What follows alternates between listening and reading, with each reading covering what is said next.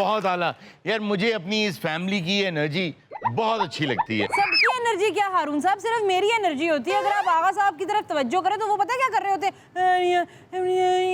ये क्या होता है? क्या कर रहे होते हैं भाई? मैं ते आपा ही करनी है। मैं कदी कदी उन्हां दे पल्लेओं खाना हुंदा तू रोज खानी। सर वाकई आरजू दे विच एनर्जी ते है जी। ਅੱਜ ਖਾਣਾ ਖਾਂਦਿਆਂ ਵੇਖਿਆ ਮੈਂ। अच्छा, वो मिलाप है एनर्जी और स्पीड का। ਮੈਂ ਕਿਹਾ ਤੂੰ ਡਰਦਿਆਂ ਦੱਸ ਦਿੰਦਾ ਨਾ ਕਿ ਮੈਡਮ ਇਹ ਤੁਹਾਡਾ ਛੁਰਾ ਕੋ ਕਹਿੰਦੀ ਨਹੀਂ ਉਹਨੂੰ ਖੂਨ ਲੱਗਾ ਉਸੇ। तुम लोगों को एक बात बताऊं, क्या? अभी मुझे थोड़ी देर पहले कह रही थी आज मेरे से खाना नहीं खाया गया। ਤੇ ਇੰਨੀ ਰੋਟੀ ਖਾਂਦੀ ਇਹਨੇ ਤੇ ਮਾਲਸ਼ੀਆ ਰੱਖਿਆ ਦਾੜਾ ਘੁੱਟਣ ਵਾਸਤੇ।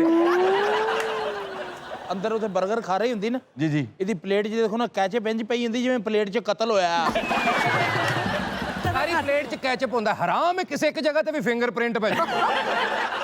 मतलब मजाक अपनी जगह रहा, लेकिन ये हकीकत है कि यहाँ से जब हम अपने ऑफिस में जाते हैं जहाँ हम खाना खाते हैं, रास्ते में किचन पड़ता है, ये इतना भी इंतजार नहीं करती कि हम खाने वाली जगह पे पहुंच जाएं। बिल्कुल। ये गुजरती गुजरती किचन में से पेड़ ये रास्ते में खाती आती है। ਉਹ ਸਰ ਕਿਚਨ ਵਾਲੇ ਇਹਦੇ ਕੋਲੋਂ ਇੰਨੇ ਖੌਫਜ਼ਦਾ ਉਹਨਾਂ ਨੇ ਬਣਾ ਕੇ ਰੱਖੀ ਹੁੰਦੀ। ਉਹ ਜਿਵੇਂ ਟ੍ਰੇਨ ਦਾ ਉਹ ਰਸਤੇ ਜਾਂਦੇ ਉਹ ਬਦਲਦੇ ਨਹੀਂ ਆਪਸ 'ਚ ਇੰਜ ਕਰਕੇ ਇਹਨੂੰ ਪਲੇਟ ਦਿੰਦੇ ਅੱਗੇ ਨਿਕਲ।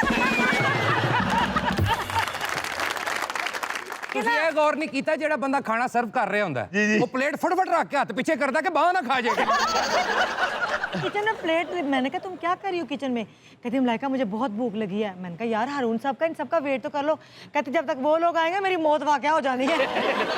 मैंने ये बात करनी तो नहीं थी, लेकिन अब क्योंकि मलाइका ने मेरे बारे में एक बात कर दी है करो जी, तो मैं भी कर देती हूँ। हम लोग बैठे खाना खा रहे थे तो मैं देखूँ मलाइका के हाय मुझसे खाया नहीं जा रहा, हाय मुझसे खाया नहीं जा रहा, कैसे कैसे करी थी? हाय मुझसे खाया नहीं जा रहा। ਅੱਛਾ ਤੁਸੀਂ ਜੋ ਕਹਿੰਦੇ ਹੋ ਕਰ ਦਿੱਤੀ ਤੁਹਾਡੀ ਬਾਂਦਰੀ। मैंने उससे कहा, मैंने कहा खाया नहीं जा रहा तो तुमने आगे ये डब्बा कैसा रखा हुआ है? मैं घर जाके खाऊंगी। तो मैंने वो खोल के देखा, उसमें एक पूरा बर्गर, 2 चिकन के पीस, 7 फ्रेंच फ्राइज और वो ब्रेड भी। और नाल ब्रेड भी। ना तो मैं भुखी रहंदी, सारे बकरियां तरह माना खा रहे सी तरह तड़। नहीं, देखो किसी के खाने के बारे में बात नहीं करनी चाहिए, बुरी बात होती है, लेकिन मैं अमानत की करूंगा। अमानत ने आज बर्गर के ऊपर से ना ऊपर वाला बन उतार के उसको अजीब बराना सा करके क्यों मैंने आधा बर्गर खाया आधा यार ਉਹਨੂੰ ਇੰਜ ਤਾਂ ਕਰ ਲੈਣਾ ਸੀ। ਇਹ ਜਿਹੜੇ 버ਗਰ ਨੂੰ ਦੰਦੀ ਵੜਦਾ ਨਾ 버ਗਰ ਦੇ ਅੰਦਰਲਾ ਸਮਾਨ ਕਹਿੰਦਾ ਬੈ। वाकई मैं आपको बताता हूँ, एक जगह हम वाकई डिनर पे गए, तो वहाँ पे ना बुफे था, तो अमानत मेरे साथ था। इसने इस किस्म की प्लेट भरी है कि जो पीछे से आने वाले थे ना, इसने रखी कि मैं सैलेड भी ले लूं। इसने वो रखी, लोग ओदे जो पा रहे ने सर्व हो रही है। ਇਹਦੀ ਪਲੇਟ ਤੋਂ 2-3 ਬੰਦੇ ਉਲਟ ਕੇ ਡਿਗੇ ਨੇ। ਪਲੇਟ 'ਚੋਂ 6 ਬੰਦੇ ਰਜੇ ਨੇ, ਪਲੇਟ ਨਹੀਂ ਘਟੀ। अच्छा ਤੁਹਾਨੂੰ ਪਤਾ ਹੈ ਸ਼ਾਦੀ ਤੇ ਪਲੇਟ ਥੱਲੇ ਕਰਦਾ ਤੇ ਦਾ ਮੂੰਹ ਨਜ਼ਰ ਕਟਿੰਗ ਅਜੀਬ ਕਰਾਈ ਹੈ। ਪੁਲਿਸ ਵਾਲਿਆਂ ਨੇ ਸੀਵੀ ਦੇ ਉੱਤੇ ਇਹ ਜੀ ਫੋਟੋ ਲੱਗੀ। ਬੱਕਰੇ ਬੱਕਰੀਆਂ ਕੁਕੜੀਆਂ ਇਹਦੇ ਕੋਲੋਂ ਪਰਦਾ ਕਰਦੀਆਂ ਨੇ। ਭੁੱਖੀਆਂ ਭੁੱਖੀਆਂ ਨਜ਼ਰਾਂ ਨਾਲ। ਇਹ ਜੇਸਨ ਆਂਡੇ ਪੱਕੇ ਸਨ ਸਾਰੇ ਨੇ ਇੰਨੇ ਖਾਦੇ ਨੇ, ਘਰ ਜਾ ਕੇ ਸੁੱਤਾ ਮੂੰਹ 'ਚੋਂ ਚਿਕਨ ਟੁਰ ਪਿਆ। ਇਹਦੇ ਮਹੱਲੇ 'ਚ ਇਹਨਾਂ ਕਹਿੰਦੇ ਤੇ ਮੁਰਗੀਆਂ ਅੰਦਰ ਵੜ ਗਈਆਂ, ਕਹਿੰਦੀਆਂ ਆਤੰਕਵਾਦੀ ਆ ਗਏ। आगा साहब भी जिन्ना खाते ने तो ਇਹ ਤੂੰ ਜੋ ਮਰਜ਼ੀ ਕਹੀ ਜਾ, ਅਸੀਂ ਨਹੀਂ ਖਾਂਦੇ।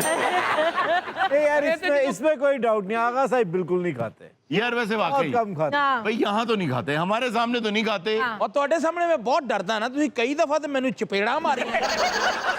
ਸਰ ਅਮਾਨਤ ਤੇ ਮੁਰਗੀ ਦੇ ਕੋਲੋਂ ਲੰਘੇ ਨਾ ਤੇ ਮੁਰਗੀ ਆਪਣੇ ਖੰਭ ਲਾਉਣਾ ਸ਼ੁਰੂ ਕਰ ਦਿੱਤੀ। अच्छा यार, ऑडियंस कहेगी अपने अपनी बातें कर रहे हैं अपनी घर की, तो अच्छा नहीं लगता यार, उनके सामने तो ना हम एक दूसरे की कम करें। ये तो बहुत कर दिया। ਤੁਹਾਨੂੰ जल्दी सोच आ गई है। तो क्यों ना इनसे बात की जाए। जी, आप में से कौन पहले बात करेगा? जी, मेरा नाम प्रोफेसर खादम अली अंजुम, वाह, और मैं एक निजी कॉलेज में प्रोफेसर हूँ। बहुत खूब। सर क्या पढ़ा रहे हैं आप, कौन सा सब्जेक्ट है सर? मैं उर्दू पढ़ा रहा हूँ। क्या बात, अरे वाह, जबरदस्त। बहुत अच्छा। सर बच्चे पढ़ रहे हैं सही? जी अल्हम्दुलिल्लाह बहुत अच्छा। उर्दू में है दिलचस्पी बच्चों की? आजकल बहुत कम है। अच्छा, उसकी वजह भी है एक क्या? कि हमने आप बाहर निकले, मैं निकलता हूँ कहीं भी सर, आपको आए आप। सर आप कहीं भी बाहर लिखा हुआ जो देखेंगे वो उर्दू में लिखा नहीं देखेंगे। क्या उर्दू में लिखा नहीं देखेंगे? बाल काटने वाले की भी दुकान है तो उसके ऊपर जो नाम लिखा होता है बाहर, वो भी अंग्रेज़ी हरूफ में लिखा होगा या अंग्रेज़ी नाम में लिखा होगा। और बाकी हर जगह भी ऐसे है।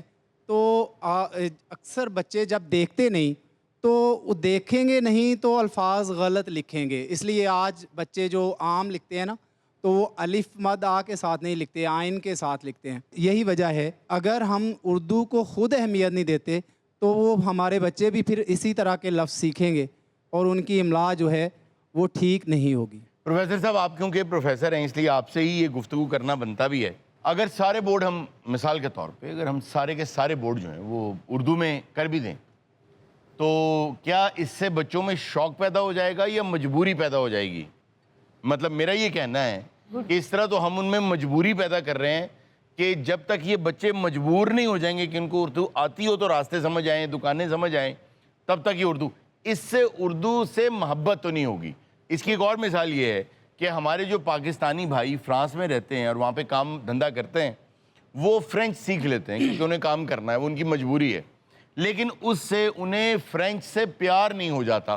गुड, सही। उससे आ तो जाती है क्योंकि मजबूरी है, लेकिन उससे मोहब्बत नहीं हो जाती।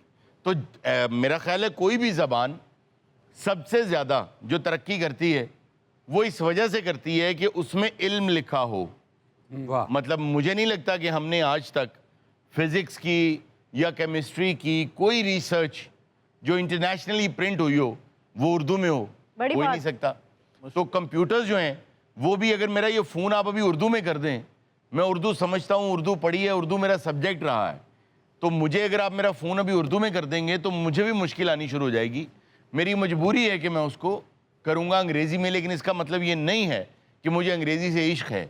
मेरा ये ख्याल है कि उर्दू की एक अपनी खूबसूरती है, वो खूबसूरती छुपी हुई है ऐसी चीज़ों में कि जब उन्हें सुना जाए, उन्हें समझा जाए, उन्हें पढ़ा जाए तो उससे इश्क हो जाए। और वो जो छुपी हुई है, वो प्रॉब्लम ये है कि हम और आप, मतलब मैं भी पढ़ाते हैं हम बच्चों को, आप भी पढ़ाते हैं, हम बच्चों को असल हुस्न नहीं दिखा रहे कि उर्दू का असल हुस्न कहाँ है। हम वो खूबसूरत चीज़ें नहीं दिखाते जिन्हें सुनते ही वो अपना सर धुनने लगें और कहें क्या बात है, मुझे ये ज़बान और ज़्यादा सीखनी है। वो छुपी हुई है सर गालिब में, इकबाल में, फैज़ में, फराज में, जालिब में, बशीर, बद्र में, इन लोगों में छुपी हुई है। वो हम कभी इनको नहीं दिखाते। जब दिखाएंगे नहीं, वो खूबसूरती ज़बरदस्ती पढ़ाते ही रहेंगे तो इन्हें इश्क तो नहीं होगा ना। अच्छा, इसमें मैं एक चीज़ ऐड करना चाहता था, वो ये कि उर्दू से मोहब्बत की बात हो रही है और ऑलमोस्ट ऐसे लगता है जैसे इंग्लिश से नफ़रत की बात भी हो रही होती है। बात यह है कि हमारे बच्चों को, टू बी वेरी फ्रैंक, आजकल अगर उर्दू से मोहब्बत नहीं है तो उनको इंग्लिश से भी कोई ख़ास मोहब्बत नहीं है। ऐसा नहीं है कि उन्होंने गालिब नहीं पढ़ा तो उन्होंने कीट्स पढ़ लिया। उन्होंने वो भी नहीं पढ़ा और उन्होंने वो भी नहीं पढ़ा। हर ज़ुबान हमारे बच्चे मजबूरी के तौर पे इस्तेमाल कर रहे हैं। तो इंग्लिश उनके ज़्यादा काम आ रही है क्योंकि उनको नज़र शायद ज़्यादा आ रही है, लेकिन उनको मोहब्बत किसी से भी नहीं है। इस टाइम वो बिल्कुल मोहब्बत लेस ज़िंदगी गुजारे हैं किसी भी लैंग्वेज को लेके। आपने बड़ी अच्छी बात की है। मैंने ये देखा है कि मैंने जो जुमला बोला है ना खूबसूरती का, इस पर मैं पूरा 2 घंटे का मनाजरा कर सकता हूँ कि दुनिया में कुछ लैंग्वेजेस ऐसी होती हैं जिनमें खूबसूरती होती है, हुस्न होता है। ऐसे ही है। उर्दू उनमें से एक लैंग्वेज है, फारसी उनमें से एक लैंग्वेज है, अरबी उनमें से एक लैंग्वेज है, जिसमें एक अपना हुस्न है, अपनी खूबसूरती है और वो आपको अपने इश्क में मुब्तला कर लेती है। जब आप मुब्तला हो जाते हैं तो आप उससे निकल नहीं पाते। आप मुझे बताएं, जिस तरह के मुशायरे उर्दू ज़बान के होते हैं, आपने अंग्रेज़ी के कभी सुने? नहीं, अंग्रेज़ां च बाबा नजमी है ही नहीं तो किस तरह।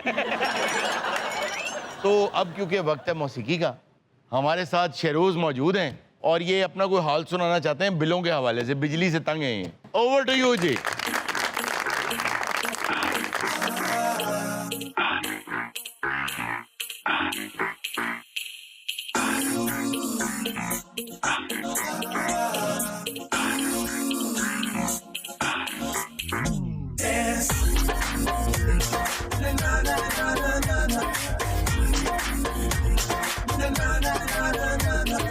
अजकल पक्खा शक्खा कोई नहीं चलदा, हीर वांगू बंदा रहिंदा पक्खी चलदा।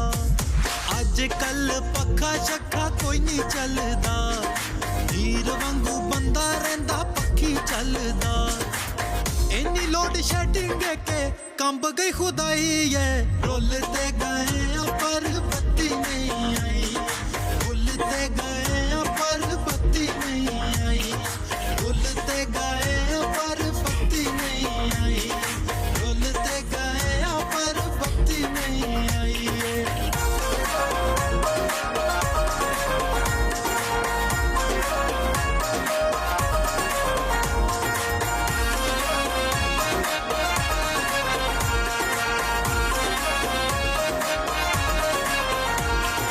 ਟੀਵੀ ਬਾਜੋਂ ਕਰ ਸੋਨਾ ਸੋਨਾ ਲੱਗਦਾ ਏ ਸਾਨੂੰ ਇਹ ਗਰੀਬਾਂ ਨੂੰ ਕਿਉਂ ਚੂਨਾ ਲੱਗਦਾ ਏ ਟੀਵੀ ਬਾਜੋਂ ਕਰ ਸੋਨਾ ਸੋਨਾ ਲੱਗਦਾ ਏ ਸਾਨੂੰ ਇਹ ਗਰੀਬਾਂ ਨੂੰ ਕਿਉਂ ਚੂਨਾ ਲੱਗਦਾ ਏ ਸਬਰ ਵਾਲੀ ਹਰ ਹੱਦ ਪਾਰ ਹੋ ਗਈ ਔਖਾ ਹੁਣ ਦੁਨੀਆ ਤੇ ਜੂਣਾ ਲੱਗਦਾ ਏ ਜ਼ਿੰਦਗੀ ਦੀ ਜਮਾ ਪੂੰਜੀ ਬਿੱਲਾਂ ਉਤੇ ਲਾਈ ਏ ਰੁੱਲਦੇ ਗਏ ਆ ਪਰ ਬੱਤੀ ਨਹੀਂ ਆਈ ਰੁੱਲਦੇ ਗਏ ਆ ਪਰ ਬੱਤੀ ਨਹੀਂ ਆਈ ਰੁੱਲਦੇ ਗਏ ਆ ਪਰ ਬੱਤੀ ਨਹੀਂ ਆਈ ਰੁੱਲਦੇ ਗਏ ਆ ਪਰ ਬੱਤੀ ਨਹੀਂ ਆਈ ਏ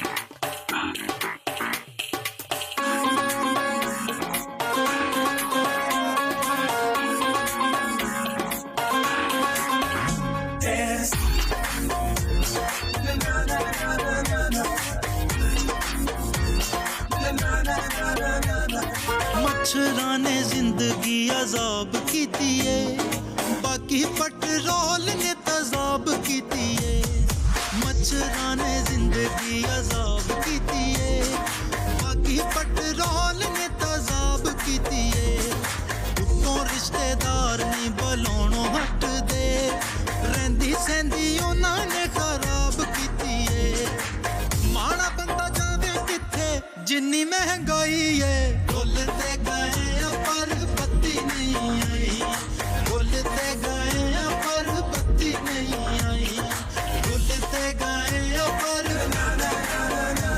ਹਾਏ ਰੁੱਲਦੇ ਗਏ ਆ ਪਰ ਬੱਤੀ ਨਹੀਂ ਆਈ बहुत आला बहुत आला नाज़रीन ये था आज का शो इंशाल्लाह आपसे मुलाकात होगी नेक्स्ट शो में अपना बहुत सा ख्याल रखिएगा अल्लाह हाफिज